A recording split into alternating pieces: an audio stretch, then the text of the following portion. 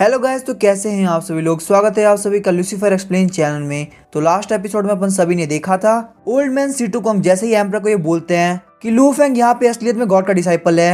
Emperor काफी प्यार से लू फेंग के पास जाते हैं और बोलते हैं इमॉर्टल पिल के सक्सेसर, ये काफी कमाल की बात है कि तुम यहाँ पे गॉड के डिसाइपल हो। सच में हमारी ग्रेट फ्लेम डायनेस्टी के लिए तुम एक ब्लेसिंग हो। लू फेंग एम्परर के कंधे पे हाथ रखते हुए बोलते हैं एम्परर मुझे समझ में आता है आपको इतने साल अकेले राज करते हुए हो गया, तो अभी आपको शेयर करने में काफी ज्यादा दिक्कत हो रही है। अभी एम्परर बोलता है कि तुम लोग खड़े खड़े कर क्या रहे हो, फटाफट से लू फेंग के लिए सीट लेके आओ। लू फेंग बोलता है नहीं नहीं, मुझे सीट की कोई जरूरत नहीं। ये देख के एम्परर बोलते लू फेंग आखिर क्या हुआ। साथ ही में वो सोच रहे होते हैं कहीं हमसे रिवेंज लेने की तो नहीं सोच रहा। हम देखते हैं लू फेंग सीधे एम्परर की सीट की तरफ चला जाता है और बोलता है जब यहाँ पे पहले से एक सीट अवेलेबल है तो आखिर दूसरी सीट की क्या जरूरत है। लू फेंग बोलता है ये सीट बहुत ज्यादा बड़ी है, इस पे हम लोग आराम से बैठ जाएंगे। एम्परर के साथ वाला बंदा बोलता है हर स्टेट के अलग अलग रूल्स होते हैं, अगर आप यहाँ पे एम्परर की सीट पे बैठेंगे तो ये आपके लिए बिल्कुल भी अच्छा नहीं होगा। इस बात से गुस्सा होकर लू फेंग उसको काफी थोड़ी किक मारता है और बोलता है आखिर तुम होते कौन है मुझे ये सब बोलने वाले।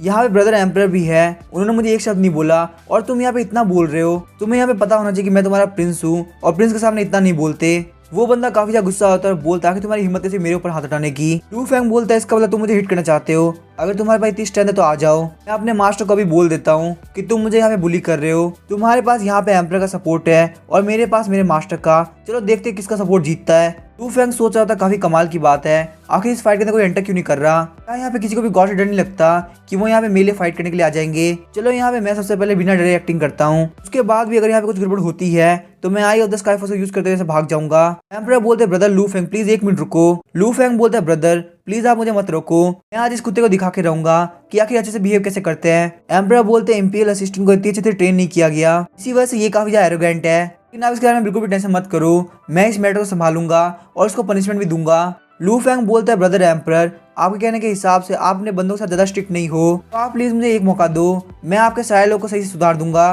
क्योंकि वैसे भी ये लोग यहाँ पे एम्परर के सामने काफी ज्यादा बोल रहे हैं। एम्परर बोलते हैं आप बिल्कुल भी टेंशन मत लो, मैं इस चीज को काफी अच्छी तरह सॉल्व करूंगा, अगर मैं इन सारी चीजों को सॉल्व नहीं कर पाता तो आप गॉड को बुला लेना ताकि वो आपके लिए जस्टिस करे। लू फेंग बोलता है एम्परर क्योंकि हम दोनों ब्रदर्स हैं इसीलिए मैं आपको एक और चांस देता हूँ। एम्परर बोलते हैं इंपीरियल असिस्टेंट लू फेंग यहाँ का किंग है और तुमने किंग के सामने इतनी बड़ी गलती कैसे करी, चलो फटाफट से सारे गार्ड इस कमीने को लेके जाओ और इसको अच्छी तरह से पीटो।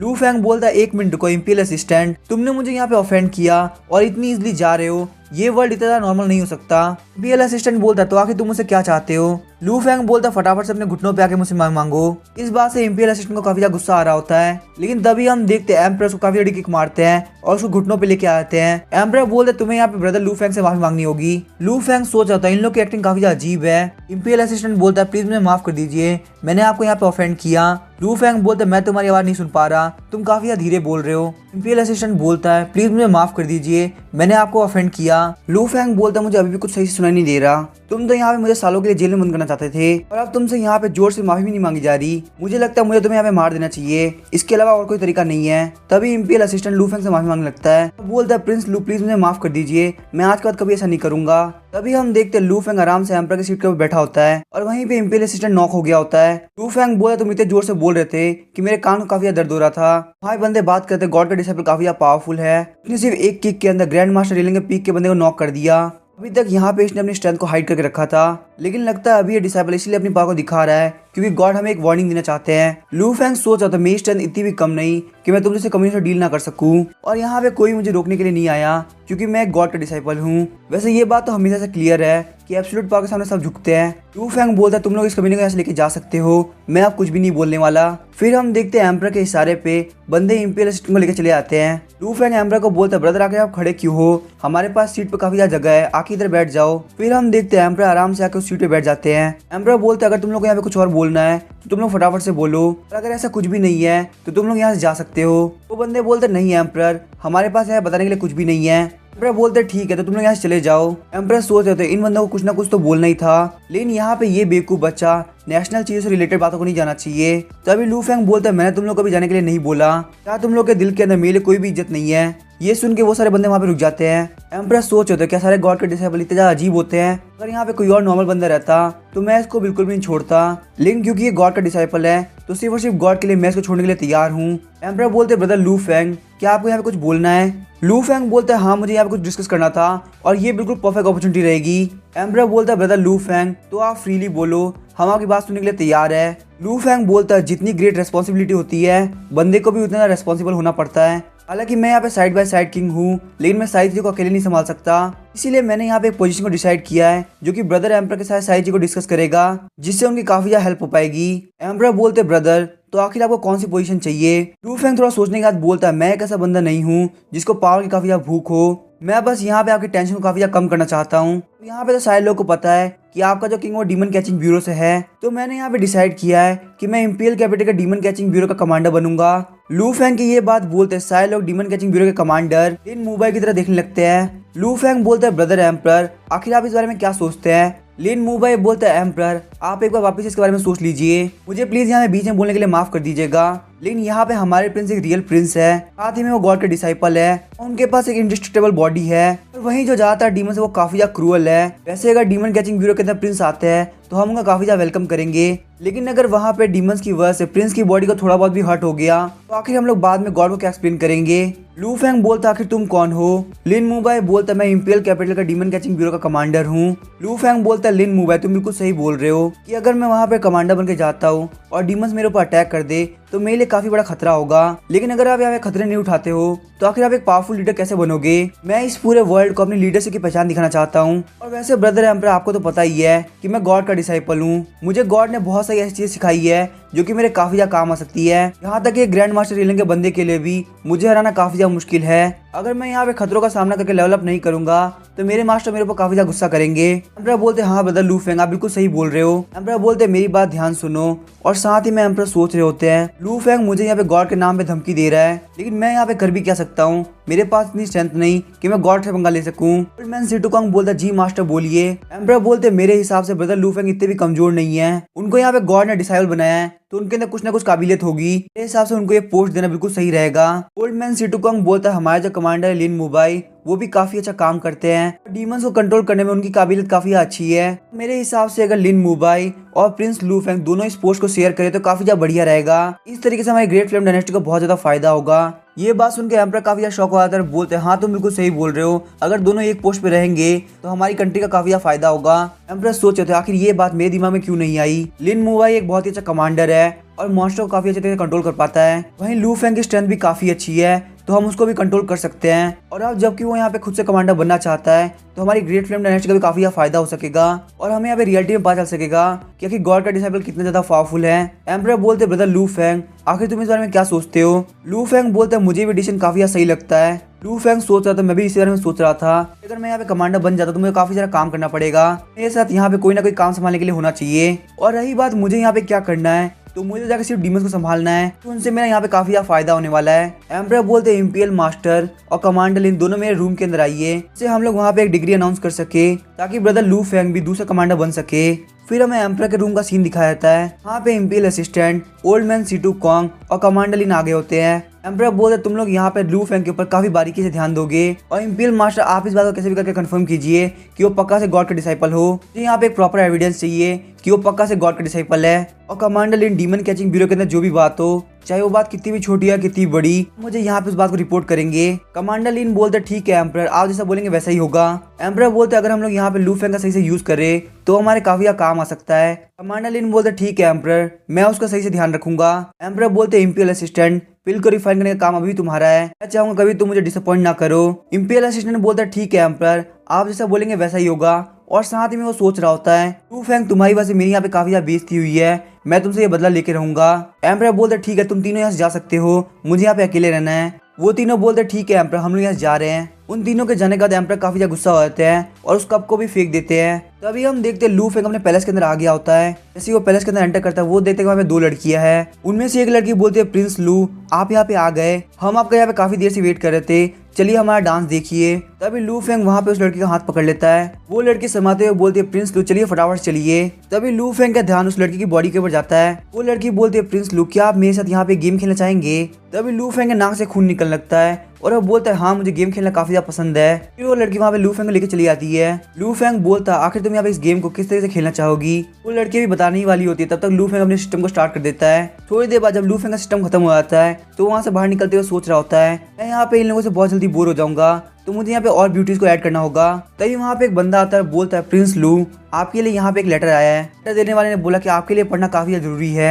लू फेंग उस लेटर को खोलते हुए सोच रहा होता है मेरे प्रिंस बनने की न्यूज बहुत जल्दी सब जगह फैल गई, चलो ये बहुत अच्छी बात है, मुझे अभी से गिफ्ट आना स्टार्ट हो गया है। लेकिन लेटर को खोलने के बाद उसे यहाँ पे समझ में आ जाता है कि इस लेटर को यहाँ पे मास्टर ली ने भेजा है। लू फेंग उस बंदे को बोलता है मुझे अचानक से मास्टर की कही हुई बात याद आ गई। मुझे मास्टर ने बोला था मुझे 2 दिन के लिए सेकुलरिज्म में जाना है, जब तक मैं यहाँ पे 2 दिन तक सेकुलरिज्म में रहूंगा चाहे कोई मरी क्यों ना जाए तुम मुझे वहाँ पे नहीं बुलाओगे। वो बंदा बोलता है ठीक है प्रिंस लू, आप जैसा बोलेंगे वैसा ही होगा। फिर हम देखते हैं लू फेंग कमरे के अंदर एंटर करने के बाद आई ऑफ द स्काई फॉक्स को निकालता है और टेलीपोर्ट होकर एक फॉरेस्ट के अंदर पहुंच जाता है। फॉरेस्ट के अंदर आते ही लू फेंग बोलता है फटाफट से बाहर आ जाओ और हम देखते हैं वहाँ पे मास्टर ली और फॉक्स डीमन आते हैं। लू फेंग बोलता है तुमने कहा कि तुम फिनिक्स टी काउंटी के डीमन कैचिंग व्यू से सारे डीमंस को लेके आ गए, तो आखिर वो डीमंस है कहाँ पे। फॉक्स डीमन बोलती है मास्टर चलिए हम आपको वहाँ पे लेके चलते हैं। फिर हम देखते वो लोग एक केव के अंदर आ गए होते हैं और थोड़ी देर चलने के बाद मास्टर ली बोलते हैं यहाँ पे वो सारे डीमंस रखे हुए हैं। लू फेंग उन सारे डीमंस को देख के काफी ज्यादा शॉक हो गया होता है क्योंकि वहाँ पे डीमन से भरा हुआ एक माउंटेन टाइप का बन गया होता है। तभी लू फेंग की नजर कॉप शामस जाओमी पे जाती है। लू फेंग बोलता है जाओमी तुम ठीक तो हो ना, तुम्हें कोई दिक्कत तो नहीं हुई। जाओमी बोलती है मास्टर मैं बिल्कुल ठीक हूँ, और आखिर आपको मुझे देख के कैसा लग रहा है। लू फेंग बोलता है मुझे तुम्हें देख के बहुत ज्यादा खुशी हो रही है। जाओमी बोलती है मास्टर मुझे भी आपको देख के काफी ज्यादा खुशी हो रही है। लू फेंग बोलता है मास्टर आपने यहाँ पे काफी अच्छा काम किया, तो मैं आपको जल्दी एक और टास्क दूंगा जिसके अंदर आपको एक और डीमन कैचिंग प्रिजन को खाली करना होगा। साथ ही में लू फेंग सोच रहा होता है मुझे यहाँ पे फटाफट से इन दोनों को भगाना होगा, मैं यहाँ पे जाओमी का सुंदर सा डांस देख सकूं। वही मास्टर ये बात सुनकर काफी ज्यादा शौक हुए होते हैं, बोलते हैं क्या एक और प्रिजन को चोरी करना होगा। मैं यहाँ पे इस बात को बिल्कुल भी सपोर्ट नहीं करता, मैं ये बिल्कुल भी नहीं करूंगा। लू फेंग अपने हाथ के ऊपर पाव को रिलीज करता है, बोलता है आखिर तुम्हें क्या लगता है ये मेरे हाथ में क्या चीज है, अगर इसका एक पंच तुम्हें पड़ गया तो तुम्हारे साथ क्या होगा। लू फेंग की पाव को देख के मास्टर ली सोच रहे होते हैं लू फेंग आखिर इतने कम टाइम में देखते पावरफुल कैसे हो गया, अब मैं यहाँ पे इसको हराने के बारे में सपने में भी नहीं सोच सकता। लू फेंग बोलता तुम यहाँ पे मेरे लिए कोई भी मैच नहीं हो, या फिर तो तुम मेरे लिए काम करो या फिर मैं तुम्हें मार दूंगा, चॉइस तुम्हारी है। फॉक्स डीमन बोलती है मास्टर ली हम लोग बहुत ही मुश्किल से सर्वाइव किए हैं। मास्टर ली बोलते फॉक्स डीमन प्लीज मुझे माफ कर देना, मैं काफी ज्यादा गुस्से में आ गया था। फॉक्स डीमन बोलती है मास्टर प्लीज आप मास्टर ली को माफ कर दीजिए, हमने यहाँ पे फिनिक्स टी काउंटी के प्रिजन को खाली करने के लिए काफी ज्यादा मेहनत करी और एकदम से आपने फिर वापस से बोल दिया कि हमको एक और प्रिजन को खाली करना होगा, तो ये बात उनको काफी ज्यादा शॉक कर गई। मास्टर ली सिर्फ ये चाहते हैं कि आप हमें कम से कम 2 दिन का रेस्ट दे दीजिए ताकि हम लोग वापस एक प्रिजन को चोरी करने का प्लान बना सके और थोड़ा बहुत यहाँ पे अपनी बॉडी को भी रेस्ट दे सके। लू फेंग बोलता है मास्टर ली क्या सच में यही बात है। मास्टर ली बोलते हैं हाँ मास्टर बिल्कुल यही बात है। लू फेंग बोलता है ठीक है तुम लोग की मेहनत को देखते हुए मैं यहाँ पे तुम लोग को कुछ दिन टाइम देता हूँ, तुम लोग यहाँ पे आराम से रेस्ट करो, लेकिन ये बात ध्यान रखना अगले 2 महीने के अंदर मुझे एक और प्रिजन खाली चाहिए। क्या तुम लोग को यहाँ पे मेरी इस बात में कोई दिक्कत लगती है। मास्टर ली बोलते नहीं हमें ये चलेगा। लू फेंग बोलता है ठीक है तो फिर तुम लोग यहाँ जा सकते हो। उन लोग के वहाँ जाने के बाद लू फेंग फटाफट से अपने अदरवर्ल्ड स्पेस के अंदर एंटर करने लगता है। लू फेंग बोलता है जाओमी मैं तुम्हें यहाँ पे काफी अच्छी जगह पे लेके जाने वाला हूँ। अमी बोलती है मास्टर मुझे जहाँ पे लेके जाएंगे मैं वहाँ पे जाने के लिए तैयार हूँ। लू फेंग के अंदर एंटर करती वो एनिमल बोलता है मास्टर क्या आप यहाँ पे हमारा काम देखने के लिए आए हैं। लू फेंग बोलता है मैं यहाँ पे अपने साथ में बहुत सारे डीमंस को लेके आया हूँ जो कि यहाँ पे काफी अच्छा काम कर सकते हैं, चलो मुझे लेके चलो मैं देखूं आखिर तुम कितना अच्छा काम कर रहे हो। एनिमल बोलता है ठीक है मास्टर चलिए मेरे साथ चलिए मैं आपको दिखाता हूँ आखिर क्या काम चल रहा है। एनिमल लू फेंग को घर के सामने लेके आ गया होता है। एनिमल बोलता है मास्टर लगभग ये घर तैयार है, एक बार आप इसको जाकर चेक कर लीजिए, अगर आपको इसके अंदर कोई चीज पसंद नहीं आती तो मैं उसको चेंज करके ठीक कर सकता हूँ। लू फेंग बोलता है एनिमल तुमने यहाँ पे काफी अच्छा काम किया। एनिमल बोलता है चलिए मास्टर मेरे साथ चलिए मैं आपको यहाँ पे इस घर के एक वॉक पे लेके जाता हूँ। जैसे लू फेंग अंदर एंटर करता है वो अचानक से रुक जाता है, वो वहाँ पे उस एनिमल के गाल खींचने लगता है और बोलता है मैंने जस्ट अभी अभी तुम्हारी तारीफ करी और अंदर आते इतनी बड़ी गलती, मैंने तुमसे यहाँ बोला था कि जो पेपर इल्यूजन वाली मेड्स है वो यहाँ पे रहनी चाहिए, खासकर वो यहाँ पे काफी ज्यादा सुंदर दिखनी चाहिए ताकि बाकी सारे डीमन काफी ज्यादा मोटिवेटेड होकर काम करे। वो एनिमल बोलता है ठीक है मास्टर आप जैसा बोलेंगे वैसा ही होगा, प्लीज मुझे यहाँ पे माफ कर दीजिए, आगे से मैं इस बात का ध्यान रखूंगा। लू फेंग बोलता है एनिमल जाके सारे नए डीमंस को यहाँ पे लेके आओ, मैं तुम्हें यहाँ पे एक नया टास्क देने वाला हूँ। एनिमल बोलता है ठीक है मास्टर। थोड़ी देर बाद हम देखते हैं एनिमल लू फेंग को बोलता है मास्टर ये रहे वो सारे नए डीमंस जिनको आप यहाँ पे लेके आए हैं। हम देखते हैं वो सारे डीमंस वहाँ पे बेहोश होते हैं। लू फेंग अपनी एनर्जी को उनके अंदर एमिट करके फटाफट से उनको उठा देता है। तो वो सारे डीमंस बोलता है कि हम लोग है कहाँ पे, क्या हम लोग बाहर आ चुके हैं। लेकिन जैसे ही वो लोग वहाँ पे लू फेंग को देखते वो लोग बोलते हैं कि यहाँ पे ह्यूमन क्या कर रहा है, क्या तुम यहाँ पे एक डीमन स्लेयर हो जो कि हमें यहाँ पे अरेस्ट करने के लिए आया है। लू फेंग बोलता है क्या अरेस्ट, नहीं वो तो मैं तुम्हें नहीं करने वाला, मैं बस ये चाहता कि तुम लोग मुझे यहाँ पे प्रैक्टिस करने में हेल्प करो। वो डीमंस बोल रहे तुम हमसे अपना काम कराना चाहते हो, लेकिन अगर तुम एक डीमन स्लेयर हो और हमें पकड़ लेते हो तो तुम बहुत इजीली अपना काम करा सकते हो। लेकिन तुम्हारे बिहेवियर को देख के लगता है कि तुम काफी ज्यादा एरोगेंट हो और खुद को काफी ज्यादा पावरफुल समझते हो। तभी वहां से एक रेड मॉन्स्टर बाहर निकलता है और बोलता है तुम लोगों ने यहाँ पे काफी बड़ी गलती कर दी, मुझे यानी जनरल याबो को रिलीज करके तुमने अपनी जान को खतरे में डाल लिया है। तो बहुत स्पीड से लू फेंग के ऊपर अटैक करने के लिए आगे बढ़ने लगता है। वहाँ पे जो बड़ा डीमन होता है वो उसके ऊपर पाँव रख के उसको मार देता है। जैसे लू फेंग वहाँ पे अपनी पावर को रिलीज करता है वो सारे डीमंस काफी ज्यादा डर जाते हैं। लू फेंग बोलता है क्या तुम लोग यहाँ पे मेरे ऊपर अटैक करने के लिए आ रहे हो? वो सारे डीमंस बोलते हैं नहीं नहीं, हम आपके ऊपर अटैक कैसे कर सकते हैं। लू फेंग बोलता है तुम लोग के पास सिर्फ दो ही ऑप्शन है, या फिर तुम लोग मुझे यहाँ पे मारो या फिर मैं तुम्हें मारूंगा। अगर तुम लोग मुझे यहाँ पे मारते हो तो तुम लोग के बचने के चांसेस है, लेकिन अगर मैं तुम्हें मारूंगा तो तुम्हारे बचने के चांसेस बिल्कुल भी नहीं है। लू फेंग की इतनी अजीब बात सुनकर सारे डीमंस काफी डर जाते हैं और भागने लगते हैं। सारे डीमंस बोलने लगते हैं मैं यहाँ पे मरना नहीं चाहता। बोलने के लिए भले यहाँ पे डीमंस खतरनाक होते हैं, लेकिन असलियत में सबसे ज्यादा खतरनाक होता है ह्यूमन। ये ह्यूमन इतना पागल है कि मैं विश्वास नहीं कर सकता। प्लीज हमें कोई यहाँ पे डीमन कैचिंग प्रिजन के अंदर डाल दो, हम लोग यहाँ पे बिल्कुल भी मरना नहीं चाहते। वहीं पे हम देखते हैं फ्रॉग मॉन्स्टर डर के मारे कांप रहा होता है, वहां से भागता नहीं है। लू फेंग बोलता है फ्रॉग डीमन तुम्हारे अंदर काफी ज्यादा हिम्मत है जो तुम अभी तक यहाँ पे खड़े हो, तो फटाफट से मुझे हिट करो। फ्रॉग डीमन बोलता है नहीं ब्रदर ऐसी कोई बात नहीं है, बस मेरे पैर काफी ज्यादा कांप रहे, मैं खुद को मूव नहीं कर पा रहा। अभी लू फेंग उसकी तरफ आगे बढ़ने लगता है और बोलता है इतना शाय होने की जरूरत नहीं, चलो फटाफट से अटैक करो। ये देखते हुए वो फ्रॉग डीमन लू फेंग के ऊपर अटैक कर देता है। लू फेंग को बताया जाता है कि आपके ऊपर यहाँ पे फ्रॉग डीमन अटैक किया है, इसीलिए आपके कल्टीवेशन बेस को 1000 पॉइंट से इंक्रीज किया जाता है। फ्रॉग डीमन को पंच मारता हुआ देख के सारे डीमंस काफी ज्यादा शॉक हो गए होते हैं। लू फेंग बोलता है फ्रॉग डीमन तुमने काफी अच्छा हिट किया, चलो वापस से हिट करो। वहीं पे फ्रॉग डीमन रोने लगता है और बोलता है सर मेरा ऐसा करने का कोई इरादा नहीं था, प्लीज मुझे माफ कर दीजिए। लू फेंग बोलता है मैंने कहा ना हिट करो, लेकिन हम देखते फ्रॉग डीमन अभी भी झिझक रहा होता है। लू फेंग बोलता है अगर तुम मुझे हिट नहीं करोगे तो फिर मैं तुम्हें हिट करूंगा और सब कुछ तुम्हारे ऊपर डिपेंड करता है। इस बात से परेशान होकर फ्रॉग डीमन वापस से लू फेंग को मार देता है। लू फेंग को बताया था कि फ्रॉग डीमन ने आपके ऊपर अटैक किया है, इसीलिए आपके कल्टीवेशन बेस को 1000 पॉइंट से इंक्रीज किया जाता है। लू फेंग बोलता है वापस से कंटिन्यू करो, और ये सब देख के फ्रॉग डीमन कुछ भी समझ में नहीं आ रहा होता। फ्रॉग डीमन बोलता है ब्रदर अब इसके आगे आप मुझे ब्लेम मत करना। उसके बाद फ्रॉग डीमन बोलता है सारे डीमन अटैक करने के लिए आगे बढ़ो, लोग अगर यहाँ पे ब्रदर के ऊपर अटैक करेंगे तो ब्रदर कुछ नहीं बोलने वाले। सुनते ही सारे डीमन लू फेंग के ऊपर अटैक करने के लिए आगे बढ़ते हैं, और वहीं वो सारे अटैक खा के लू फेंग को काफी ज्यादा मजा आ रहा होता है। लू फेंग के पास में बार बार नोटिफिकेशन आ रही होती है कि आपके कल्टीवेशन बेस पावर लगातार इंक्रीज हो रहे हैं। थोड़ी देर तक लू फेंग को मारने के बाद सारे डीमंस थक के गिर गए होते हैं। लू फेंग सोच रहा था आखिर मैं इनर एनर्जी लियम के सेकंड लेवल पे क्यों नहीं पहुंचा, अगर मैंने यहाँ पे बहुत सारी पिल नहीं ली होती और उसका गलत इफेक्ट मेरी बॉडी के ऊपर नहीं हुआ होता, शायद से इन डीमंस की हेल्थ से मुझे काफी ज्यादा फायदा हो रहा होता। चलो कोई बात नहीं, सिर्फ 2 दिन के अंदर मैं यहाँ पे इंपीरियल कैपिटल के डीमन कैचिंग ब्यूरो का कमांडर बन जाऊंगा। मैं कम से कम ये होप करता हूँ कि वहाँ के डीमंस काफी ज्यादा पावरफुल होने चाहिए, जिससे मेरा काफी ज्यादा फायदा हो सके।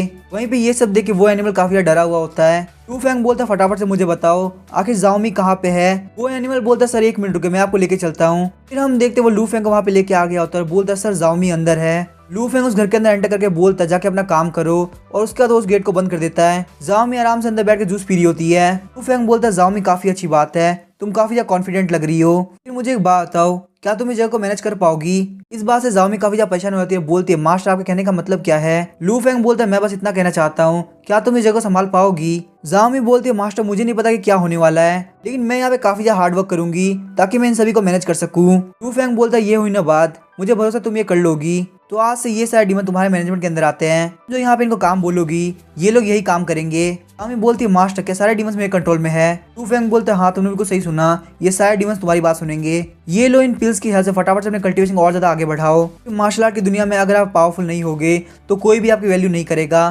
जाओमी बोलती है थैंक यू मास्टर, आप जैसा बोलेंगे वैसा ही होगा। जाओमी बोलती है मास्टर बस 1 मिनट रुकिए, मैंने आपके लिए कुछ तैयार किया है। फिर हम देखते हैं जाओमी एक मशीन के पास जाती है और वहाँ के बटन को दबा देती है। लू फेंग बोलता है जाओमी आखिर तुम क्या कर रही हो। हम देखते हैं वहाँ का जो स्टेज होता है वहाँ की सारी लाइटें ऑन हो जाती है। जाओमी बोलती है मास्टर ये आपके लिए नया स्टेज है जो कि आपको काफी ज्यादा पसंद आएगा। लू फेंग बोलते हैं एक मॉडर्न बिल्डिंग, ये देखिए मुझे काफी ज्यादा टाइम हो गया, अब मुझे पूरी तरह से भरोसा हो गया। जाओमी तुम मैनेजर के काम के लिए बिल्कुल परफेक्ट हो। जाओमी बोलती है मास्टर जैसा आप इल्यूजन क्रिएट करते हैं उसके अकॉर्डिंग मैंने ये बनाया है, आप इसके अंदर नए नए मोड्स को भी ऐड कर सकते हैं बिल्कुल आपकी मर्जी के हिसाब से। और यहाँ पे मैं आपके लिए डांस करूंगी, और ये रही आपकी सीट जहाँ पे आप बैठ के देखेंगे। आप बस 1 मिनट रुकिए, मैं अपनी परफॉर्मेंस को भी स्टार्ट करती हूँ। फिर हम देखते हैं वो अपनी परफॉर्मेंस को स्टार्ट करती है। उसके डांस को देख के लू फेंग का ठरकपना जाग जाता है। लू फेंग फटाफट से दौड़ता हुआ जाओमी के पास जाता है और उनके बीच में फिर सिस्टम स्टार्ट हो जाता है। फिर हम देखते हैं सीन शिफ्ट होता है, हमें लू फेंग का पहले का सीन दिखाया जाता है। लू फेंग सोचता आज का दिन काफी ज्यादा बढ़िया था, मुझे यहाँ पे काफी ज्यादा मजा आया। लेकिन अचानक से लू फेंग की आंखें खुलती है और वो अपने सामने एक मास्टर को बैठा हुआ देखता है। वो मास्टर बोलता तुमने मुझे काफी जल्दी सेंस कर लिया और मुझे यहाँ पे समझ में आ चुका है तुम एक गॉड का डिसाइपल होने के लायक हो। तुम्हें यहाँ पे बिल्कुल भी टेंशन लेने की जरूरत नहीं, मैं तुम्हें यहाँ पे मारने के लिए नहीं आया। मुझे बस यहाँ पे ये जानना था कि तुम रियलिटी में गॉड के डिसाइपल हो या नहीं। लू फेंग सोच रहा होता है पहले मुझे इसका पता लगाना होगा कि आखिर यहाँ पे आया क्यों है, कि आगे मेरा कुछ भी बोलना ठीक रहेगा। वो मास्टर बोलता तुम अभी इनर एनर्जी रियम पे हो, तुम्हारी जो सोल है वो गॉड्स को भी देख सकती है और इंडिस्ट्रक्टेबल है। वही जो तुम्हारी बॉडी वो ग्रैंड मास्टर रियम के 6th लेवल पे है। तुम्हारे इस लेवल के टैलेंट को सिर्फ एक गॉड पहचान सकता है और यही वजह के शायद से गॉड ने तुम्हें डिसाइबल बनाया होगा। लू फेंग सोच रहा इसने बस एक बार मेरी तरफ देखा होगा और इसने मेरी पूरी कल्टिवेशन लेवल को समझ लिया। लेकिन अगर ये यहाँ पे मेरे लिए 1% भी खतरा है तो इसका यहाँ पे जिंदा रहना बिल्कुल भी ठीक नहीं। वो उस मास्टर से पूछता है सीनियर मैं आपसे ये पूछना चाहता हूँ आप एक ह्यूमन रेस से बिलोंग करते हैं या फिर डीमन रेस से।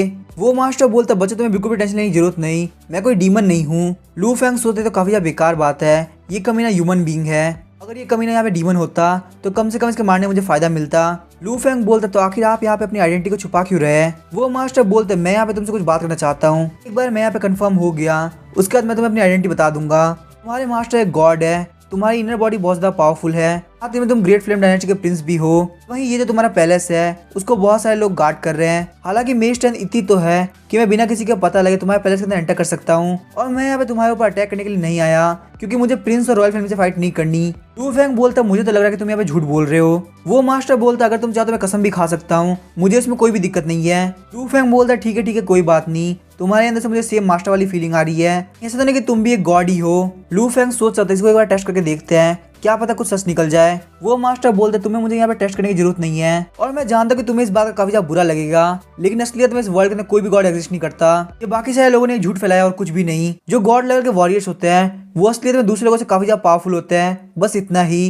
लू फेंग बोलता है ठीक है फटाफट से बोलो आखिर तुम्हें क्या बोलना है। वो मास्टर बोलता है आज से कुछ दिनों पहले मैंने ये बात सुनी कि गॉड अपीयर हुआ है जिससे यहाँ पे ग्रैंड मास्टर रियलिंग का पीक का डीमन डर के भाग रहा था। यहाँ तक कि वो गॉड बिना डरे इंपीरियल कैपिटल के अंदर भी घुस गया। ये जान के मैं यहाँ पे इंपीरियल कैपिटल के अंदर आया ताकि मैं उस गॉड से मिल सकूं। मुझे अब बिल्कुल भी नहीं पता कि आखिर वो गॉड है कहाँ पे, लेकिन तभी मुझे तुम्हारे बारे में पता चला जो कि गॉड का डिसाइपल है। लू फेंग बोलता अच्छा मेरे बारे में, तो आखिर तुम्हें मेरे से क्या करना है। वो मास्टर बोलता मुझे तुमसे ये जानना है कि आखिर तुम्हारे मास्टर है कहाँ पे, मुझे यहाँ पे तुम्हारे मास्टर से मिलकर कुछ इंपॉर्टेंट चीज डिस्कस करनी है। लू फेंग बोलता है मेरे मास्टर काफी ज्यादा ट्रैवल करते हैं इसीलिए मुझे नहीं पता कि वो कहाँ पे रहते हैं। जैसे ही मेरे मास्टर यहाँ पे आएंगे वो पक्का मेरे से मिलेंगे, जैसे ही वो मुझसे मिलेंगे मैं आपको कांटेक्ट कर दूंगा, मुझे यहाँ पे कांटेक्ट करने के लिए कुछ दे दीजिए ताकि मैं आपको बुला सकूं। वो मास्टर बोला कि तुम काफी इंटरेस्टिंग हो लेकिन ये बात काफी ज्यादा सीरियस है, मुझे अभी जाना कि तुम्हारे मास्टर कहाँ पे है। मैं बस ये जानना चाहता हूँ क्या कोई भी ऐसा रास्ता कि तुम्हारे मास्टर को यहाँ पे बुलाया जा सके या फिर तो हम उनको मैसेज भेज सके या फिर कांटेक्ट करने का कोई रास्ता हो। लू फेंग बोलता नहीं मेरे मास्टर से कांटेक्ट करने का कोई भी रास्ता नहीं है, मेरे मास्टर को यहाँ पे बिल्कुल पसंद नहीं कि उनको ट्रैवल करते हुए कोई डिस्टर्ब करे। आपको यहाँ पे उनसे मिलना है तो जब आएंगे तभी मिल पाएंगे, आप मुझे यहाँ पे कोई कांटेक्ट करने का रास्ता दे दीजिए तब मैं आपको बुला पाऊंगा। लू फेंग सोचा था मुझे यहाँ पे तुमको खुद से इंट्रोड्यूस कराना है, मैं यहाँ पे अपनी पूरी प्रिपरेशन के साथ ही आऊंगा ना कि ऐसे। वो बंदा बोलता है ठीक है अगर तुम मुझे नहीं बताना चाहते तो फिर मैं यहाँ से जा रहा हूँ। लू फेंग बोलता है क्या आप मुझे कांटेक्ट करने का तरीका नहीं देंगे। वो मास्टर बोलता है मेरे पास कोई ऐसी बात है जिससे तुम्हारे मास्टर की लाइफ रिलेटेड है तो इसीलिए मुझे उनसे पर्सनली मिलके जल्द से जल्द ये बात बतानी होगी। लू फेंग बोलता है आपके कहने का मतलब क्या है। वो मास्टर बोलता तुम्हारे जो मास्टर है वो अभी डिवाइन रियलम में गए होंगे। लू फेंग बोलता तो आखिर से क्या फर्क पड़ता है। साथ ही में लू फेंग सोच रहा होता है क्या डिवाइन रियलम के अंदर कोई दिक्कत है। वो मास्टर बोलता तुम्हारा जो गॉड है तुम उसके डिसाइपल हो और भले तुम्हारी कल्टीवेशन लो है लेकिन तुमने अपने स्ट्रेंथ को बिल्कुल भी हाइड नहीं किया, यहाँ तक कि तुम ग्रेट फ्लेम डायनेस्टी के साइड बाय साइड किंग भी बन गए। इस बात से तुम सारी जगह पे काफी ज्यादा फेमस हो चुके हो। इसी वजह से मुझे पता चल रहा है कि तुम्हारा जो गॉड है वो अभी डिवाइन रियलम में पहुंचा है, वरना वो इतनी लो लेवल की मिस्टेक कभी नहीं करता। लू फेंग इस बात से काफी कंफ्यूज हो जाता है और बोलता है लो लेवल की मिस्टेक सीन है मुझे कुछ भी समझ में नहीं आ रहा,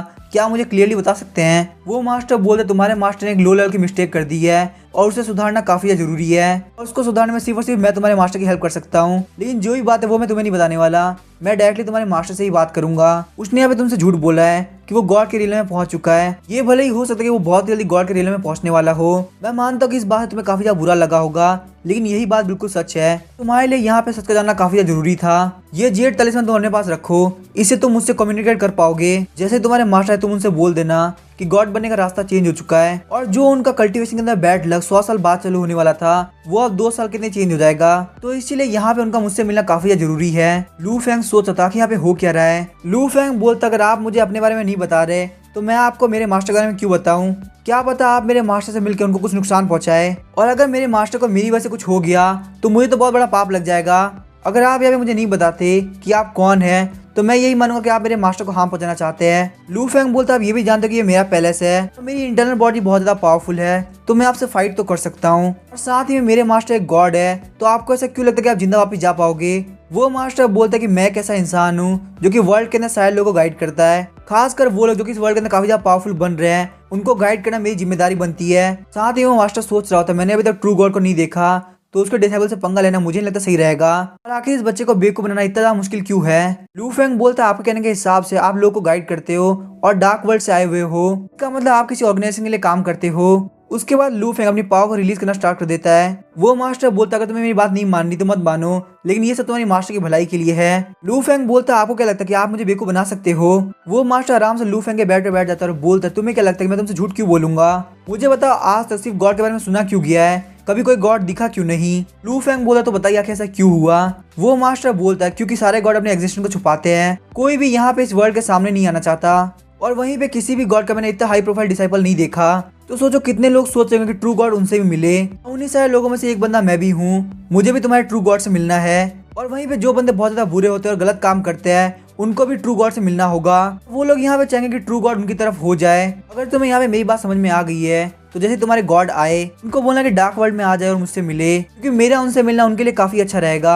लू फेंग बोलता है इतनी जल्दी में क्यों हो, कहीं आपको ये तो नहीं लग रहा कि मैं आपसे बहुत सारे क्वेश्चन पूछूंगा और उन क्वेश्चन के अंदर कहीं आप फंस ना जाओ। फिर हम देखते वो बंदा वहाँ से गायब हो गया होता है। लू फेंग वापस आकर अपने बेड के ऊपर लेट जाता है। तभी हमें नेक्स्ट डे इंपीरियल कैपिटल के डीमन कैचिंग ब्यूरो का सीन दिखाया जाता है। मिस्टर लिन और लू फेंग चलते हुए जा रहे होते हैं, तभी उनमें से एक बंदा वहाँ पे उनको ग्रीट करता है। मिस्टर लिन बोलते हैं प्रिंस लू अब क्योंकि आपके सारे एग्रीमेंट कंप्लीट हो चुके हैं तो क्यों ना हम लोग यहाँ पे डीमन कैचिंग ब्यूरो के गवर्नमेंट अफेयर्स पे काम करें। लू फेंग बोलता है मिस्टर लिन ये यार तो काफी ज्यादा बड़ा है लेकिन यहाँ पे ब्यूटी की काफी ज्यादा कमी है, आपको क्या लगता है। मिस्टर लिन इस बात से काफी ज्यादा चिढ़ जाता है और बोलते हैं प्रिंस लू मैंने आपको बोला कि आपके सारे रिक्वायरमेंट कंप्लीट हो चुकी है, आपके एग्रीमेंट कंप्लीट होने के बाद हमको डीमन कैचिंग ब्यूरो के गवर्नमेंट अफेयर्स पे काम करना चाहिए। लू फेंग बोलता है मैं यहाँ पे गवर्नमेंट या पॉलिटिकल अफेयर से कोई लेना देना नहीं है, वो सब आपको यहाँ पे खुद से ही संभालना होगा। मेरी जो मेन स्ट्रेंथ है वो डीमन को सप्रेस करने में है तो मुझे डीमन प्रिजन के अंदर भेज दीजिए। मिस्टर लिन बोलते हैं प्रिंस लू आखिर आप क्या बात कर रहे हैं, वहाँ पे काफी ज्यादा खतरा है। लू फेंग बोलता जब मैं फिनिश ट्री काउंटी के अंदर था तो मैंने डीमन को गार्ड करने का एक नया तरीका निकाला था।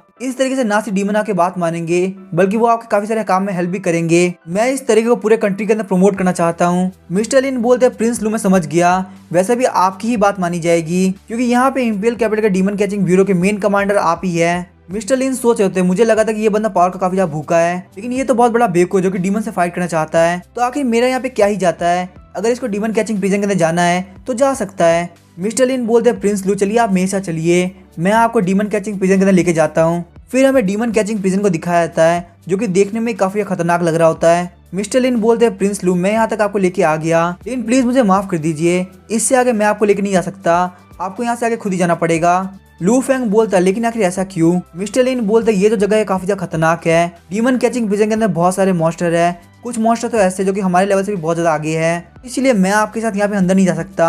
मैं तो आपको भी यही बोलूंगा कि आपको भी अंदर नहीं जाना चाहिए, जब तक यहाँ पे बहुत ज्यादा जरूरी बात ना आ जाए तब तक यहाँ पे किसी का भी एंटर करना बहुत ज्यादा खतरनाक है। लेकिन अगर आप चाहे तो आप जा सकते हैं क्योंकि आप गॉड के डिसाइपल है और आपकी इनर बॉडी भी बहुत ज्यादा पावरफुल है, आपकी सोल गॉड्स को देख सकती है और इंडिस्ट्रक्टेबल है, तो यही वजह है कि मैं आपके साथ यहाँ पे नहीं जा सकता। लू फेंग बोलता है ठीक है तुम यहाँ जा सकते हो, वैसे भी तुम्हें अंदर आने के लिए मैं बोलने वाला नहीं था, मुझे कोई दिक्कत नहीं, मैं इजीली अंदर जाके देख सकता हूँ आखिर ये डीमंस कितने ज्यादा पावरफुल है कि आपको भी इनसे डर लग रहा है। लू फेंग जैसे अंदर एंटर करता है वहाँ के गार्ड लू फेंग को रोकने लगते हैं, तभी लू फेंग उनको अपना टोकन दिखाता है। वो लोग बोलते हैं कि आप डीमन कैचिंग ब्यूरो के कमांडर है। फिर वो लोग गेट खोल के बोलते हैं कमांडर लू फेंग आप अंदर जा सकते हैं। जैसे ही लू फेंग अंदर एंटर करता है वहाँ पे एक बोर्ड लगा होता है जहाँ पे बताया था कि वहाँ पे हजारों की तादाद में डीमन है, सारे डीमन बहुत ज्यादा पावरफुल है, आप यहाँ पे जितने ऊपर की लेयर में जाएंगे आपको उतना ही पावरफुल डीमन मिलेगा। फिर लू फेंग सोचता है शायद से मुझे यहाँ पे कोई सुंदर से डीमन मिल जाए, अगर ऐसा हो जाए तो मुझे काफी ज्यादा मजा आएगा। फिर हम देखते हैं सिस्टम लू फेंग को बताता है कि आप यहाँ पे 6th लेयर के अंदर टेलीपोर्ट हो रहे हैं। लू फेंग जैसे वहाँ पे टेलीपोर्ट करता है वो देखता है कि उसके सामने वहाँ पे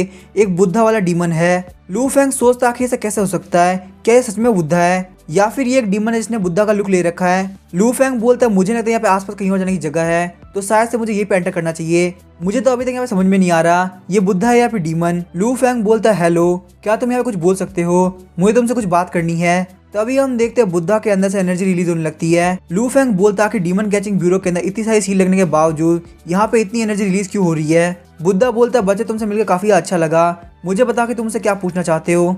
लू फेंग बोलता है क्या तुम बुद्धा हो या फिर डीमन। बुद्धा बोलता है बुद्धा या फिर डीमन में क्या अंतर है, ये सब के सब इल्यूजन होता है और कुछ भी नहीं। लू फेंग अपने इल्यूजरी विजन को एक्टिवेट करता है और बोलता है कि तुम कौन हो वो मैं 2 मिनट के अंदर पता लगा लूंगा।